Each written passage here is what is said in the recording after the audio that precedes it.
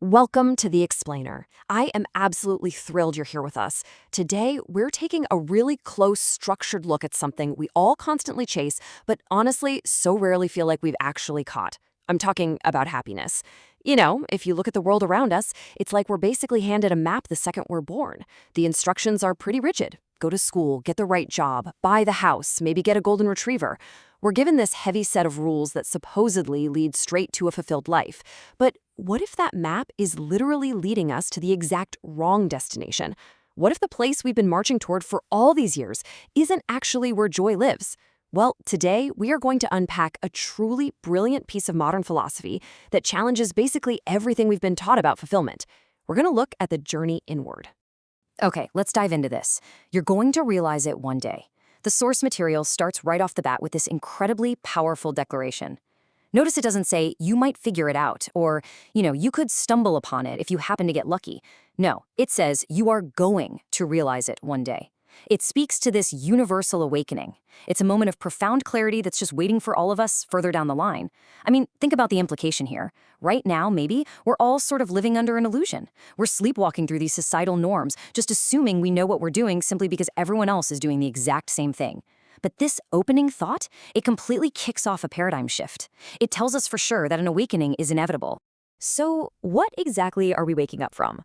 Well, we're waking up from this, the illusion of happiness. Our source material explicitly calls out these highly specific milestones. You know the ones. Getting the perfect job, earning a specific degree, being in a relationship. We are completely sold this idea, thanks to hustle culture and massive societal pressure, that life is basically just a giant checklist. You check off the degree, you land the career, you find the partner, and ding! You expect the universe's magical happiness dispenser to just drop a prize right into your lap. But the text firmly dismantles this whole setup. Happiness was never, ever about this rigid external checklist. We completely exhaust ourselves pursuing these metrics, falsely promise that they're going to bring us fulfillment. And what happens? We reach the top of these very specific mountains, look around and think, wait, is this it? And this brilliantly illustrates the core conflict we're all facing. On one side, we have this massive pressure to follow in the footsteps of all those who came before us. And on the other, the simple, quiet act of listening to your heart. The source explicitly notes that happiness was never about being like the others. It was never about just mimicking the path of the people who stood there before you.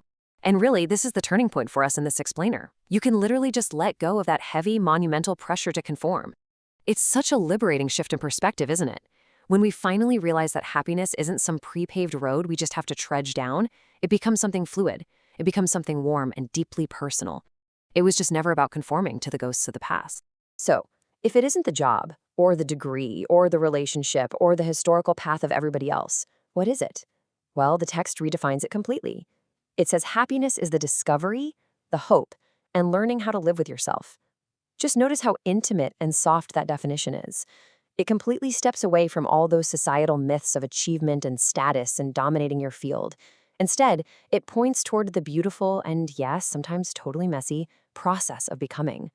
It's an internal landscape. It's not some object you can just acquire and put on a shelf.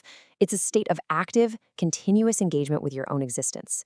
It's about waking up, discovering exactly who you are today, having hope for who you're going to be tomorrow, and honestly, just making peace with the person staring back at you in the mirror.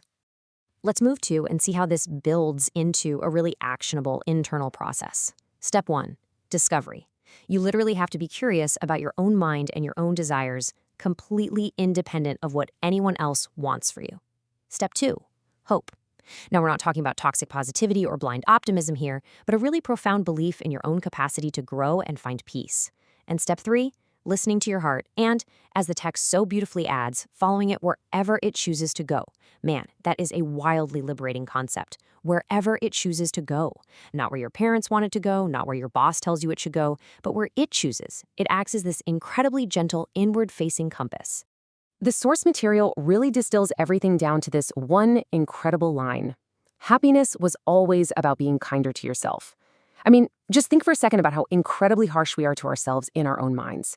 Think about that relentless inner critic that's always whispering that we aren't working hard enough, or achieving enough, or just plain being enough. This simple sentence is an absolute emotional release.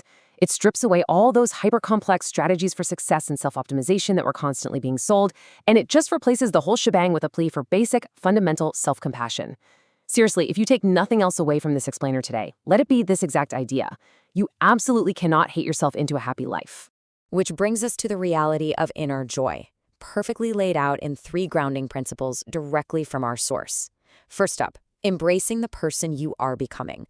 Not the finished product, right? But the work in progress. Second, learning how to live with yourself. We spend so much time figuring out how to live with partners or roommates or colleagues, but the real ultimate skill is making your own mind a comfortable place to reside. And finally, knowing your happiness is never in the hands of others. We really have to validate this truth for ourselves. The burden of external factors simply cannot define true joy. No external factor, no other person, no institution gets to define that for you. That power, it is always rested entirely within you. So the crucial point is right here in this rhythmic repetition from the text. It was always about you. It was always about you. This right here is the ultimate climax of self-acceptance. All that time we spent looking outward, desperately seeking validation from a boss, a professor, a partner, or just society at large, it was a total misdirection. The secret was literally hiding in plain sight the entire time. It's a really profound homecoming, actually. By repeating it twice like this, the source material forces us to stop deflecting. It takes the responsibility, but also the incredible absolute freedom and places it squarely on our own shoulders. Which leaves us with this final thought for you to carry forward. We've seen exactly how the source material completely deconstructs those exhausting societal myths of success and rebuilds this gorgeous definition of joy based on self-kindness, discovery, and internal peace. But, an explainer is really only as good as what you actually do with the information. So I want you to ask yourself, if happiness was always within you, what external expectation will you let go of today? What piece of that heavy societal fatigue are you finally ready to just shed so you can actually look inward? Think about it.